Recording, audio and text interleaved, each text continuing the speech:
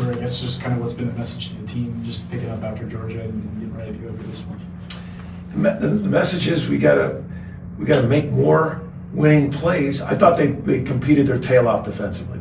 I mean, we had so many good plays. We fought back. We got down in the first half, I think 12, fought back, took a 3-point lead at half.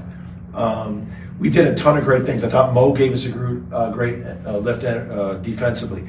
Duke gave us a great lift. We didn't make enough good plays, especially offensively in that game.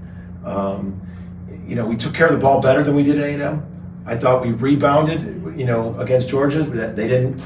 We were right at to where we thought they were going to be instead of being elite like they are. But when it's a 2-point possession down, we've got to be better offensively, and we will. Where you mentioned Mo, just how have you seen him kind of take on his increased role?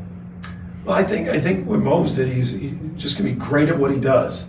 In practice, he showed us Mo covered a lot of ground defensively with the length and aggression, and I thought that was really good. He got a couple rolls where he rolled really hard. He rolled hard for a dunk. He ran through one. Even if he doesn't get it, he's bringing in the backside defense. When you just don't have that slow method, I thought he was moving quick, drawing in defense, but he just had a mind where he was going to be great at his role. And we need that. We need other guys to be great at what they do, great at their role. And I thought Mo defensively completely impacted that game. What stuck out to you when you were recruiting him out of the portal? He's obviously been around a couple schools. Just what stood out to you about him? Length, athleticism, size are a premium in the portal. I mean, he played for Coach Huggins, played for Nate, was in the Final Four, but length and athleticism. In this league, we were trying to find a big, and it was just, I mean, not to get into the weeds of portal recruiting, but what it was going for, late in the, big, we just thought we got a guy that's a great guy, length and athleticism, and to his credit, inconsistent minutes is inconsistent play a lot.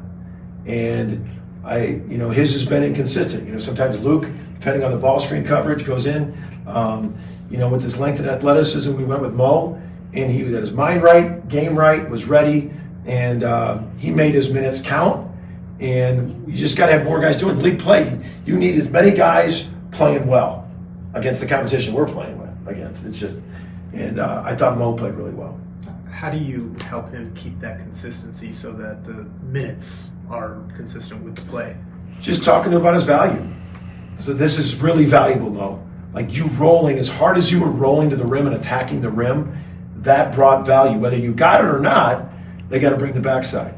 Your ability to cover a lot of ground defensively. Your presence was felt. Is to keep glorifying that with them. Because sometimes having your presence felt defensively isn't the most glorifying thing in him right now, especially these days. And to let him know that to glorify, man, you impacted us. You impacted our team. And I thought it was contagious. I thought our guards were better than they've been defensively. And I thought it was contagious. Coach, you look at the last few years against Texas, you guys have struggled a little bit. What's made it so hard to beat them, and what do you guys need to do differently from those games tomorrow night? Well, they've always been uber talented, uber length.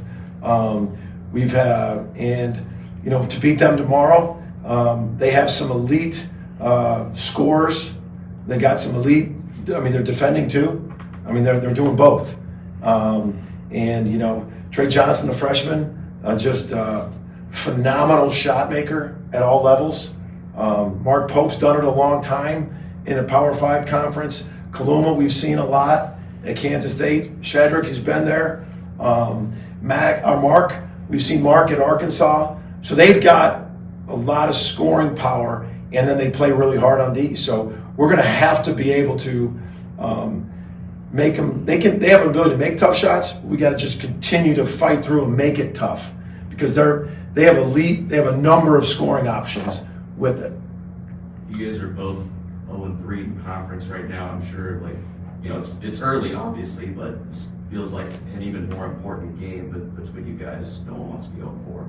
Absolutely, no one does.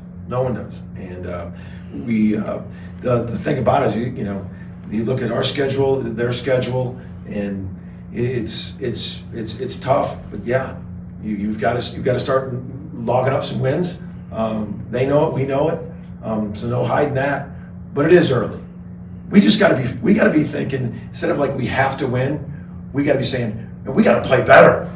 We got to do some things to beat an elite team. And we've done some really good things. Let's not make the mistake. I mean, against A&M, what we shot against them, the 21 assists, against Georgia, the defense we had in that building and that atmosphere, we've done some good things. You got to do more to have these high-level wins. So that's got to be the thrust of that, and winning's got to come after that. So it's early, but you definitely want to get on the right side of that final outcome. No doubt about it.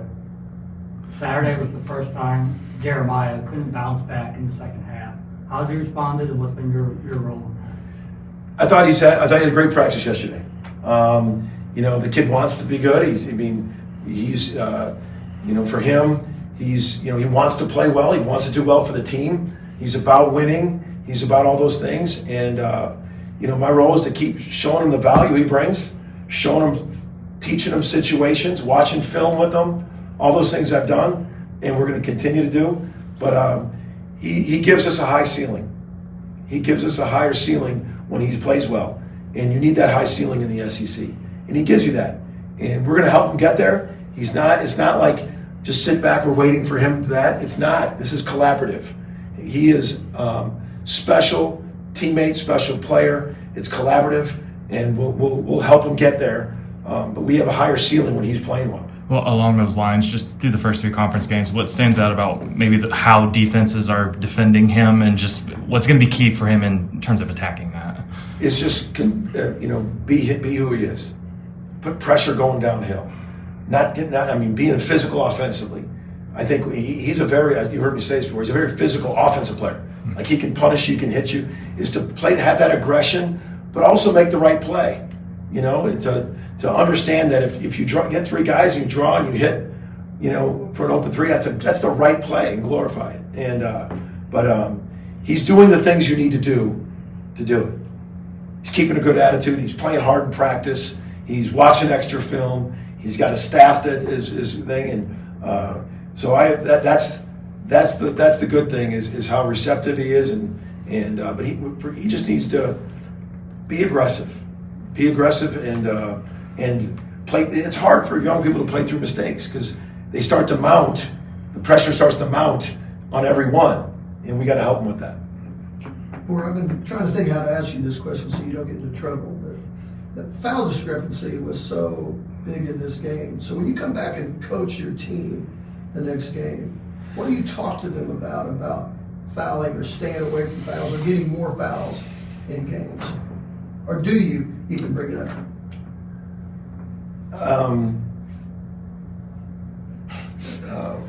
I tried to ask it where if you're uncomfortable. You got to tiptoe sometimes. But I'm not going to tiptoe this. You don't bring it up. Okay. I don't want them to think about anything they could have done better that's out of our control. Okay. I want everything to be about what could we have been in our control. Completely disturbing, the difference. Unequivocally, we all consider, you probably guys have watched it live, but you haven't rewatched it. When you rewatch it, but when I address with them, man, it's unhealthy to even have it remotely think that they're gonna think from me, it's about that. I didn't know if you saw something defensively we could have done differently or. Oh, I saw some things. Okay. The thing that the message to them was, there's no message saying, oh, we need to be physical. Shoot, Alabama, Texas A&M, Alabama, we've seen Tennessee, we've seen Auburn, we've seen Texas. We know what's coming. Mississippi State, every single team, Missouri, everyone.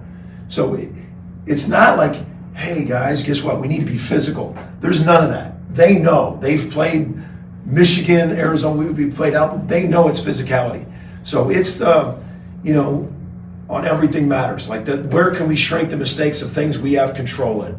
And I think that's been the message. Your margin for error is smaller in the SEC right now. The margin for error is smaller, and we got to play to those margins.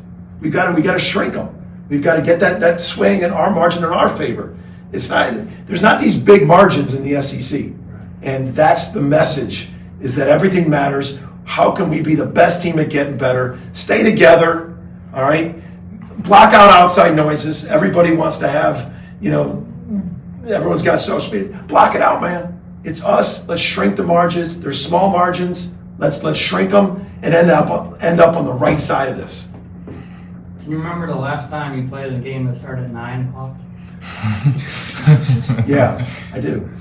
It was St. Peter and Paul, 8th grade Catholic game at 9 a.m.